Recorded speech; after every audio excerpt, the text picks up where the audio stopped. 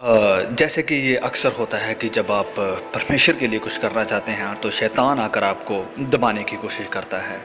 मैं भी अचानक से सोचने लगा कि मुझे इस फ़िल्म के लिए हाँ नहीं करनी चाहिए थी और मैंने तो इतने गलत काम किए हैं, जब लोगों को पता चलेगा तो ये सही नहीं होगा और मुझे इस फ़िल्म के लिए ना कर देनी चाहिए, मैं इस मूवी के लायक नहीं हूँ। और फिर डायरेक्टर ने भी मुझे कॉल किया और कहा कि शायद इस फ़िल्म के बाद तुम इस शहर में एक्टिंग नहीं कर पाओगे और इसके लिए मैं ज़िम्मेदार नहीं होना चाहता। और मुझे भी डर लगने लगा और फिर मुझे एहसास हुआ कि इस काम के लिए परमेश्वर मुझे लेकर आए हैं। मेरा ये टैलेंट परमेश्वर की ओर से है, ना कि इंसानों की ओर से। और मैंने अपने आप से कहा कि हम सब बुलाए गए हैं अपनी अपनी सलीब उठाने के लिए, और अगर हम अपनी सलीब को नहीं उठाएंगे तो इसके वजन से ज़रूर कुचले जाएंगे। जब सवाल आता है इस फिल्म को करने के बारे में तो मैं सोचता हूँ कि अगर हमने ये मूवी किसी नियंत्रण सेटिंग में की होती तो आप शायद असल प्रदर्शन को कभी नहीं देख पाते। ये सच में बहुत ही दर्दनाक और पीड़ा से भरा हुआ था। शुरुआत में ही मेरी हालत बहुत बुरी हो चुकी थी और मैंने पूरी कोशिश की कि मैं यीशु के जैसे बन सकूं, क्योंकि मैं नहीं चाहता था कि लोग मुझे देखें। मैं चाहता था कि लोग यीशु मसीह को देख सकें, कि जब लोग इस मूवी को देखें तो वो अपने आप को देख सकें जैसे कि हम अपने आप को देखते हैं, ऐसे नहीं पर परमेश्वर की नज़र से कि वो हमें कैसे देखता है।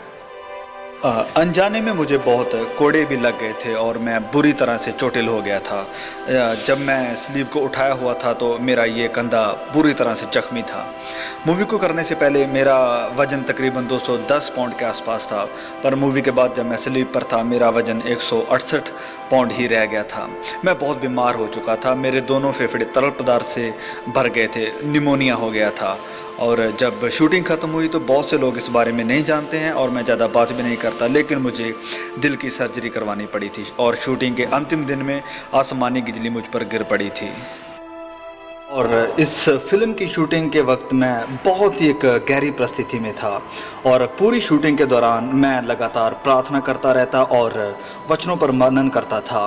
और जैसे कि आप कहोगे कि मैं चरित्र में कैसे बना रहा, तो ये एक बहुत ही एक ज़रूरी सवाल है, क्योंकि मैं जानता था कि लोग यीशु को तभी देख पाएंगे अगर हम प्रार्थना और उपवास में बने रहे। और मैं आपको बताना चाहता हूँ कि उपवास रखना तो शीघ्र था मेरे बीमार होने की वजह से। और फिर मूवी के अंत में जब मैं स्लीप पर था तो मेरा पूरा शरीर नीला पड़ गया था। ये कोई मेकअप नहीं था, मेरा शरीर सचमुच नीला पड़ गया था। स्लीप के ऊपर मेरा ये का बहुत ही बुरी हालत में था और वो दर्द मेरे सहन शक्ति से बिल्कुल बाहर थी और मैं इतना बीमार था कि अगर ये कंधा निकल भी जाता तो मुझे कुछ भी महसूस नहीं होता। और मेरे दिल में भी मुझे कुछ समस्या महसूस हो रही थी। और फिर जब डॉक्टर ने मशीन लगाकर चेकअप किया तो उसने हमारे डायरेक्टर मेल गिब्सन से कहा कि ये मर सकता है। तो हमारे मेल गिब्सन भी सोचने लगे और फिर मुझसे कहा कि जिम क्या करना है। तो मैंने मेल गिब्सन से कहा कि मैं अब मरने के लिए तैयार हूँ, ये अब मेरे और परमेश्वर के बीच का मामला है, तो मैं घर जाने के लिए तैयार हूँ, क्योंकि मैंने कभी भी अपने आप को इस लायक नहीं समझा था और उस समय मैं बिल्कुल तैयार था परमेश्वर के पास जाने के लिए। पर मैं जानता था कि अगर मैं इस फिल्म को बनाते हुए मर भी जाऊँ तो बहुत से लोग इस फिल्म के द्वारा बचाए जाएंगे। मूवी के अंतिम सीन में जब मैं चट्टान के ऊपर चढ़ रहा था तो आधे रास्ते में, जबकि हर कोई अपनी अपनी पोजीशन में था, उस समय वहाँ पर तकरीबन 250 के करीब कुछ लोग थे। तो रास्ते में ही मुझे एक साया महसूस हुआ। ये एक बुरी आत्मा थी, मुझे भटकाने के लिए कहा कि तुम तो मर रहे हो। तो मैंने कहा कि ये तो एक अच्छी खबर है, क्योंकि मैं जानता हूँ कि मैं अब किसके पास जा रहा हूँ। स्लीप के ऊपर जब मैं तो मुझे सांस लेने में बहुत तकलीफ़ हो रही थी, क्योंकि ये सच्चाई है कि जब स्लीप के ऊपर किसी की मृत्यु होती है तो वो दम घुट के ही होती है। और शारीरिक तौर पर मैं भी इसी तकलीफ़ से जूझ रहा था। शायद हमारा प्रभु चाहता था कि मैं भी उस दर्द को महसूस करूं जो उसने सहन किया था, पर परमेश्वर मुझे संभाल रहा था और मेरा हाथ पकड़े हुए था और वो शायद चाहता था कि तुम कहाँ तक मेरे साथ चल सकते हो। और मैंने कहा कि प्रभु, मेरा कतरा कतरा हाजिर है।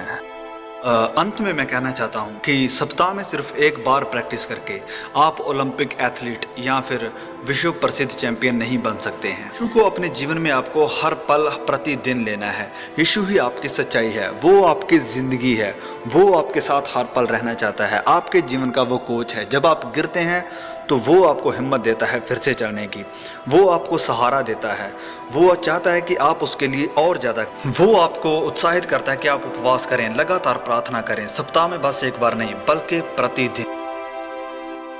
आप में से जितनों ने यीशु को ग्रहण किया है उसे आप दिल में बिठा कर रखें, क्योंकि जब कभी भी आप पाप करते हैं आप उसका इनकार करते हैं।